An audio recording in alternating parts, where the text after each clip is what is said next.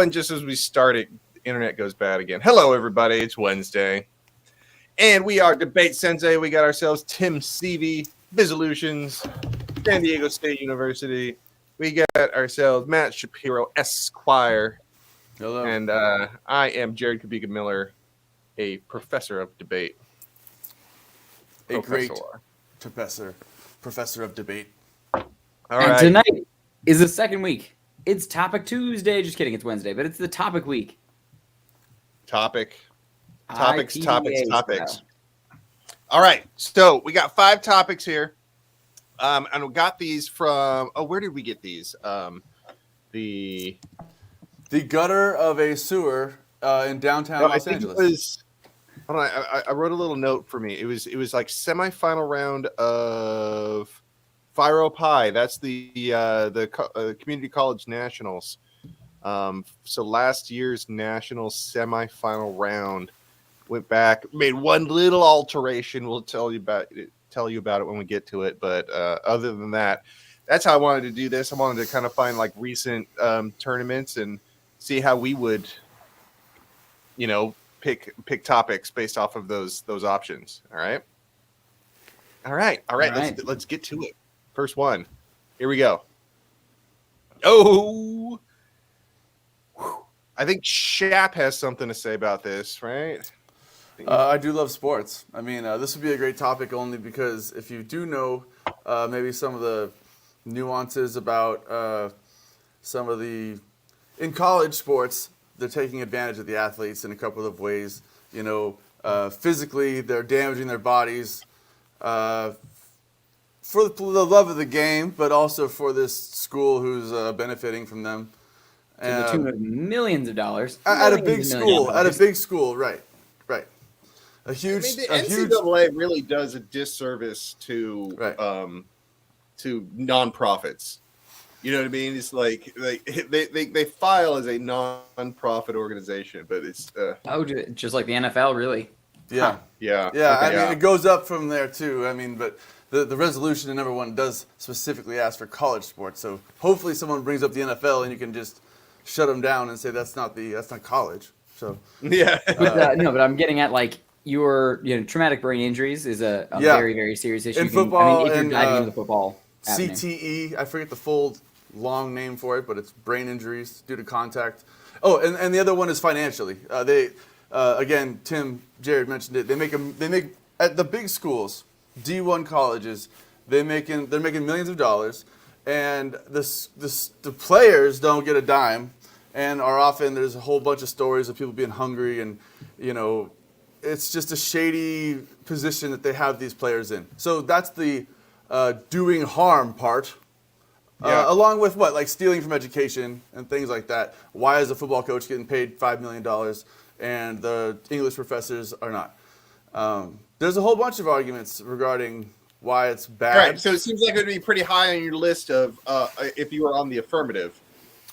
Yeah, but you could also say it's good, right? I mean, sports are good. This is like an essence, like when you were a kid. Football doesn't make up the majority of college sports that are offered.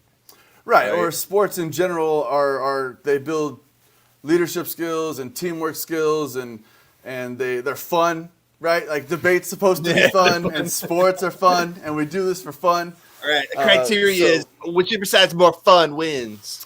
Right. Right. So and college sports are fun, minus the injuries and the abuse. It's cool. Yeah. It's shiny and fun. So I think that's a hard one to be on the negative. I mean, you can go for like it increases scholarship opportunities, right? Like students that are not as traditionally academically competitive have paths into college through sports.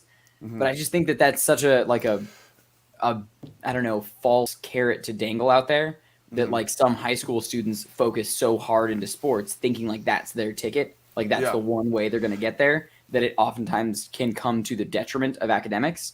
And I think that, so I don't know if that's that strong of an argument of just like, there's arguments like, but would they get an education? Like, do you? Sometimes, maybe, but yeah, you're right. Like, this is a two-sided coin because sometimes you could argue that the athletes who would never have an opportunity to get a college education get an education, but then there's lots of stories of the education being compromised due to again, like abuses of the system and letting students fail. Well, not only that, but cheat. like how about people that they're not even on the team, but the existence of the program itself allows for corruption, and that way you could fold in all of the college admittance scandals that have been going on with, was it Lori Loughlin and stuff like that? Yeah. Sports. They used sports in order to commit fraud. They would commit a roster position on a sport, and normally kind of an obscure one from what I remember from a documentary I saw, and they would slide a student in who would never even be on the rowing team, but they would be like in the school. Yeah, a bunch of money. Money change. Even if we're not talking the high ticket ones, even the smaller ones are used for less than honorable purposes. Let's compare it to the next one. Go ahead. Let's do it. We got to get through 5 of these. This one's tough. Yeah, I do see. I see this being a Facebook discussion. It could be. I think. Social with all media the heat on Facebook. Yeah, I think you would kind of say, there's been a tipping point in freedom of the press with social media and Facebook being the culprit, or at least the example, the exemplar of what goes wrong with social media.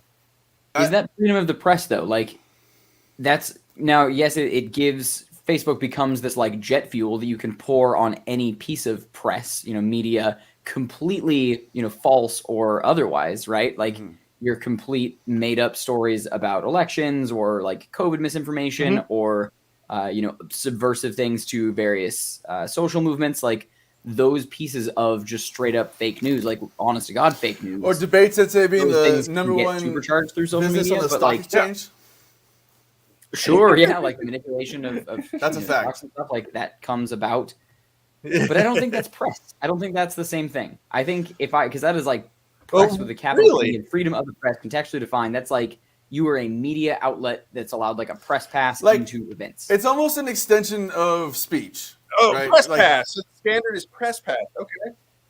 Oh, okay. Yeah. Well, what about? I mean, like you have OAN that gets press passes. You got Breitbart. Oh, no, there's definitely like shady organizations that are NBC, still MSNBC, these shady backdoor organizations. Yeah, but I mean, even if you go with that standard, I don't know. Like, I think you could.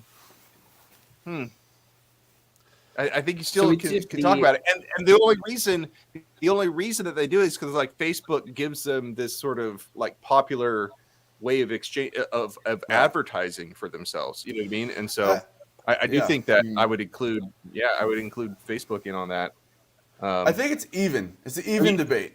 You know what I mean? Like because it does remind me of the social media debate where it causes good if you promote a good message and only good messages are promoted, but it also allows for its detriment. And so it's really a kind of your skills as a debater outside of the resolution will, I think, be put to the test. You guys watch Rick and Morty at all? Of course. There's one thing about Rick and Morty was saying something about like, oh man, like I didn't know people would use freedom for like bad stuff. Yeah, I mean, you have the freedom to undermine your freedom, right? Yeah. So I think, and hopefully everyone knows what's going on and votes against it. I think this would be pretty staunchly like on the affirmative side, or at least that'd be high on my list of affirmative preference. Because on the other side, you've got to be able to tell a pretty like rainbows and unicorns story that like, okay, best painted picture. We take freedom of the press for granted. Like we get so much information just completely unfiltered to us. Like we have that access. Like if we were to live in China or worse, like in like North Korea or something where there is not freedom of the press, that kind of reality is drastically different. Like they would probably prefer the misinformation along with the truth rather than just having a single channel. So that's, I think, probably your best case scenario of like, hey, it's better than filtered information. If I may, it sounds funny, and I don't want to paint America as this big flowery, the United States of America, to be the perfect place where everything is perfect. Oh, but that America. Except that it is. So Watch your P's and Q's. Now, but that being said, you know, your unicorn picture, right? You're like, oh, you're going to need to tell a story of some unicorns in order to sell this. Okay.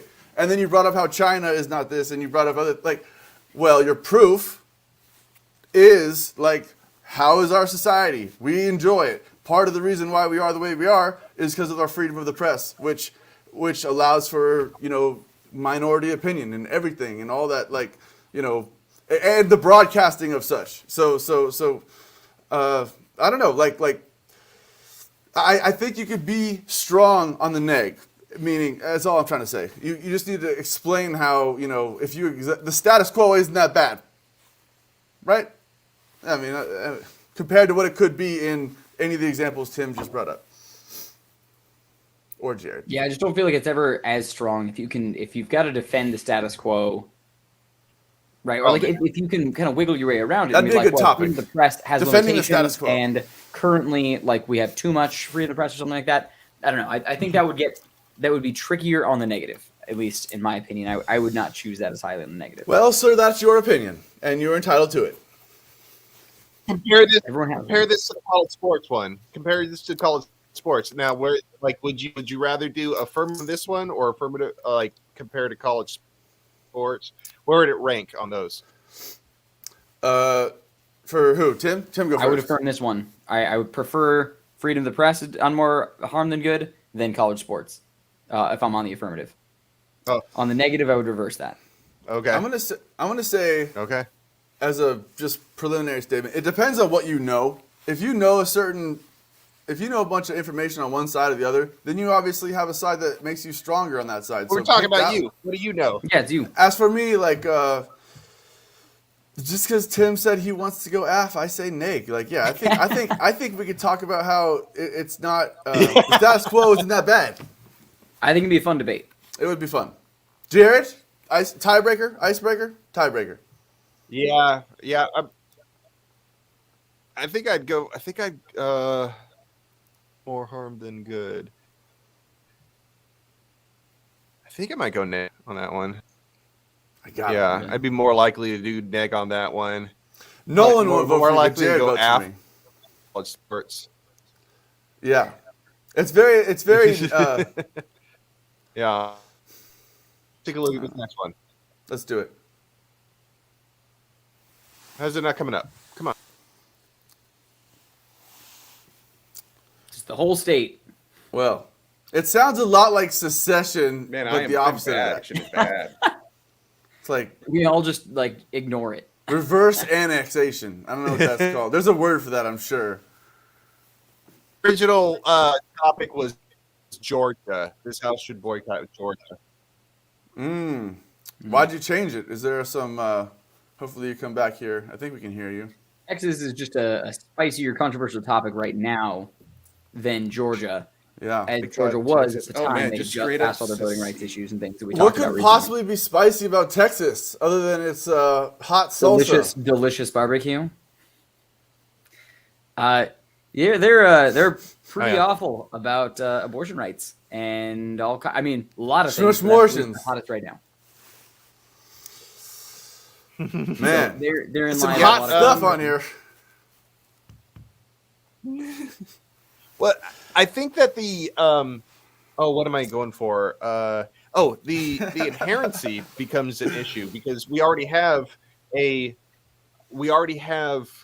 boycott. Like you know, I'm at a California's college, and we're not supposed to be booking any trips to Texas for our tournaments already, right? So I'm like, who's going to do this boycotting, and what does it look like? I'm really interested in those details. I'm also a little iffy on what sort of details I would do on the app. What would my plan to be? The entire sugar industry. Hear me out. Barbecue sauce is made from molasses, which is mostly sugar. Texas would starve without barbecue sauce because they don't grow any of their You own want sugar Texas locally. to starve? No. Like it My just mom was forces born them in to Texas. Find the air of their ways. I guess they wouldn't starve, but they would have to eat just dry, sad barbecue without any sugary sauce or rub. And I think they would be so pissed that they would change whatever you asked to be changed. So whatever state controls the most sugarcane, that's who boycotts Texas. Nolan, thanks for visiting and saying hi again. Nolan brings up a good point. There's a famous quote, God bless Texas. I've also heard, don't mess with Texas. I've also heard, all my exes live in Texas. Those are all those are all relevant here, I think. If all of your exes live in Texas, then you should definitely boycott Texas. But I don't know if that's everyone's situation. That might be just one, and I'm mad I don't know who's saying on it. the practical level, when there was like a huge boycott against things in Georgia, so like a ton of companies all decided to pull their headquarters from Georgia or threatened to pull their headquarters from Georgia. Like it was a massive, massive movement that really put a huge amount of pressure. Now that's not fair to say like the companies that boycotted it were the ones that made change, but like some significant legislative changes did come about after like people threw a huge fit over Georgia's voting rights. So if there was a similarly sized big fit thrown at Texas, maybe some stuff would change. You know, if you were in front of 100,000 people and they were it could be for the same reason. They just passed voter restrictions. Yeah. Analyze your audience. You want to make a show, I don't know. On the neg, I'm gonna go step on a limb here. We could probably just pass through this one fairly quickly. I'm gonna say the neg is at a disadvantage in the the debate space. What do you think? I think it's pretty easy to say that a boycott does not solve this problems. one. I don't know. This one, I'd be going sort of defensive arguments. Yeah. Like solvency, you go straight up solvency. Right. Or you can't judge a book by its cover. Take out. They have this one law, but Texas is a million things. So are we gonna just not? Texas has a lot of things to protest. So right there is the tricky nature, right? Who doesn't, Tim? Probably need to pick one. It can't be like we want trans rights, we want better voting rights, we want better immigration policy, we want better a million different things. Like probably can't have like a 5-planked boycott. What do we want? 5 things. I have been protesting all those things in front of your house every day for the last 12 days. How come no change, Tim? It's because I didn't yell loud enough. Like my voice started to go.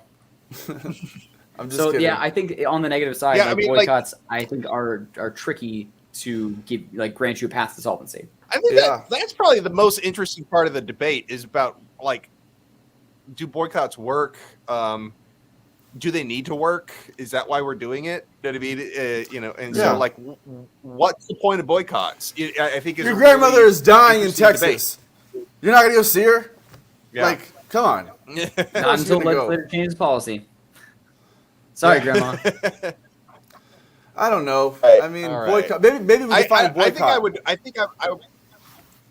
think I would strike that one pretty early. Focus on the ribs on the neg. You know what I'm saying? Yeah. Have you had those? Have you had the brisket? Let's try this one out.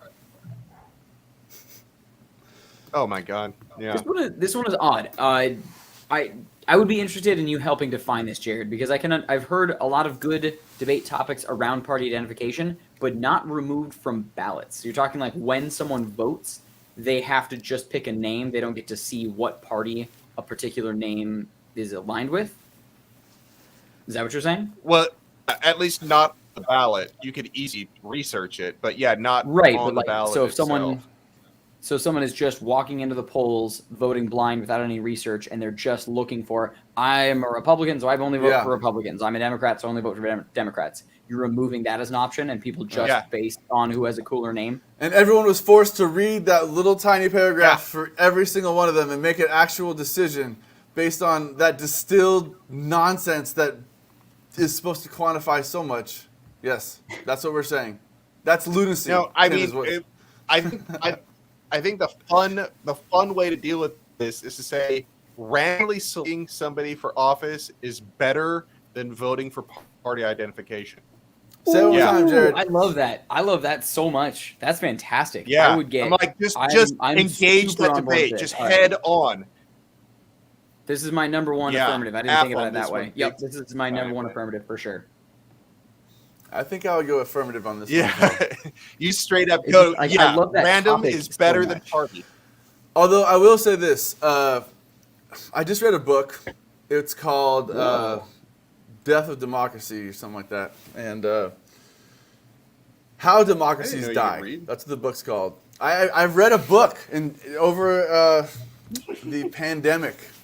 Anyways, they talk about how historically political parties is something that is very good and healthy in the United States, which once it gets distorted and we start falling away from our political norms of like respect and dignity towards each other, which there's a bunch of dark stuff that went into a history of that. But the long story short is these authors basically attribute the length and success of the government on the party system and so there's arguments for political parties, I guess, even though we have a consensus here that we kind of like the novel idea of fighting it and this idea that you say one word and that encompasses so much of that's crazy.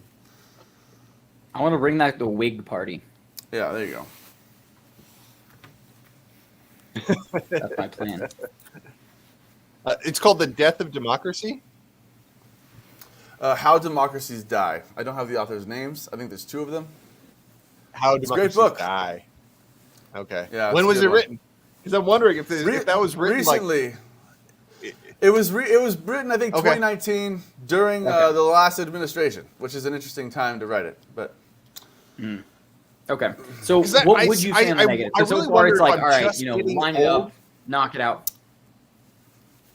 Sorry. yes, Jared, you are Yeah. getting old. Tim, what were Go you ahead. saying? Go ahead. I'm lagging.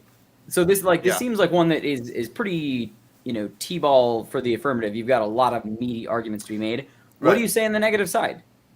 I mean, I was just trying to spew some of that. Oh, that's Like- what you're trying to say is like that parties are good? like in historically, when political parties don't want to hang each other in the streets, back in the good old days when it just Yeah, I just want to hear why. Like if you have any and it's examples from fluid. this It's book. fluid through the centuries. At this point, there's times of very high partisanship and there's times of very low partisanship, and in those times, I don't know. They just make a bunch of arguments onto how like the party system set up a system to really kind of make sure there was less fringe candidates, if that makes sense, in a very short summary of what the book says.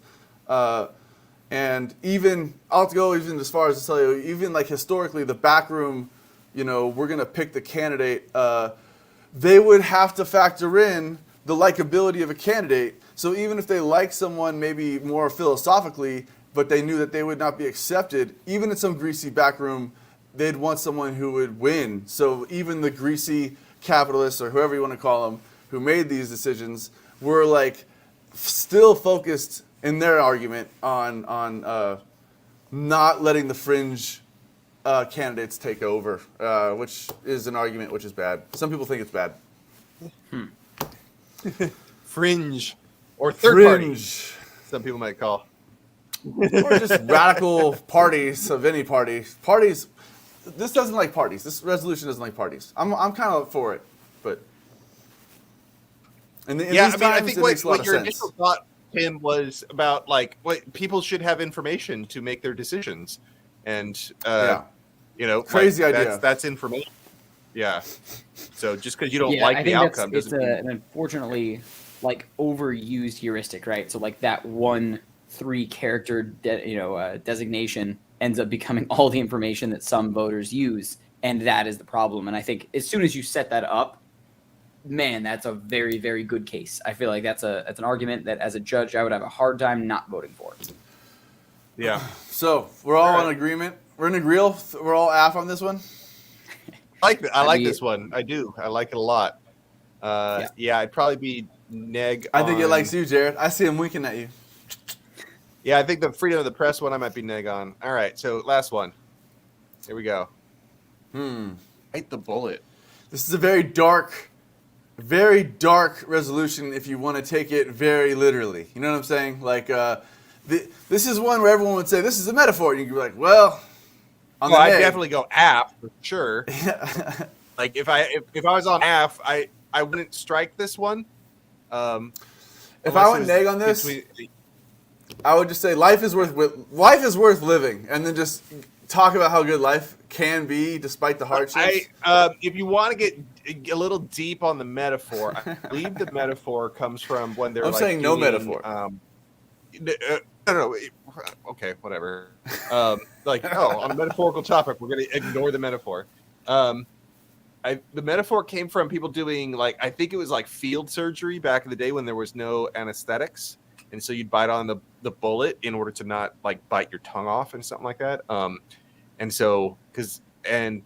think if my memory serves me right, that's the origin of that thing. So if we're going to bite the bullet, and even in today's usage, biting the bullet means, or it is used most often when you're talking about doing something falling on the sword. It's unpleasant. It's unpleasant, Yeah. but you're doing it for the long term. Exhibiting true grit over adversity. Yeah. So you could do something as crazy as banning all gasoline, right? So cars are no longer allowed to run on gasoline. You can only use non-traditional fuel, period. Just no, and right, how much of a grinding halt that would bring so many things to, and that'd be so awful. But maybe, so I think the best avenue would probably to go an environmental route. What is the most extreme environmental solution that we could implement, right? Or maybe banning all meat production in the entire United States or something, right? We don't have to have it to live. It causes a ridiculous amount of global warming and pollution and water, destruction and natural habitat destruction, not to mention animal cruelty. Yeah, I think that's the plan I would go with. I would say literally zero animal industry anymore. Yeah. Everyone just has to go vegan. This resolution. I started thinking about gun control because it's about bullets. There you go. How more literal. Yeah. It's kind of like playing. It's riding the fence on the metaphor thing. It's kind of it's a metaphor for doing something painful, but at the same time, it's also a bullet. So about bullets, right? Huh. But I do kind of like the. Yeah. Ban bullets. But sorry, yeah, Matt, go ahead. I was going to say, I like to think there's someone who isn't tracking exactly with us. And I just wanted to say how I forgot the last time, but this resolution says this house would bite the bullet, which is kind of an interesting resolution because Jared is sure 100% it's a metaphor, but Tim has kind of shed light on the fact that when you see this house, I'm not going to say it means they're asking for a policy round, but it does tend to open the door to using linguistically showing this is literally asking for a policy and it's metaphorical. So Tim is also saying once you get to that point, you can talk about biting the bullet. We like meat, but we're going to stop eating it. We like gas, but we're going to stop using it. We like horrible things, but we don't stop doing it. But we got to stop it. That's biting the bullet. So. Yeah. No, it's a good. If I'm on half, to just go more extreme. Yeah. If I was on the neg, if I'm on I would literally be I'm not striking that one. I'll let them just give to me and whatever the hell I want. You know what I mean? Yeah. The only metaphor here is that you should kill yourself, and you should not kill yourself. I'm going to tell you. It doesn't literally, nor does it metaphorically mean that. So nobody's even bite talking the about bullet. Bite the bullet. Worst case, literal, you need some dental care. Yeah. I'm talking to bite the bullet. It means to do something unpleasant. That's all it means. It does mean that. It does mean that. Yeah. I'm not arguing that it doesn't, in some context, mean that. But let's just take some horrible situation where that happened, and someone said, "What happened?" You go, "Well, he bit a bullet." Anyways, that's what he did. No, man. If somebody said that, I'm forcing a square peg wrong. That's not where you use that round hole. Yeah. Oh man. All right. Hey, that is our time, everybody. That is your time. Okay, here we go. Thank you, Nolan. Yeah, a painful thing that needs to be done.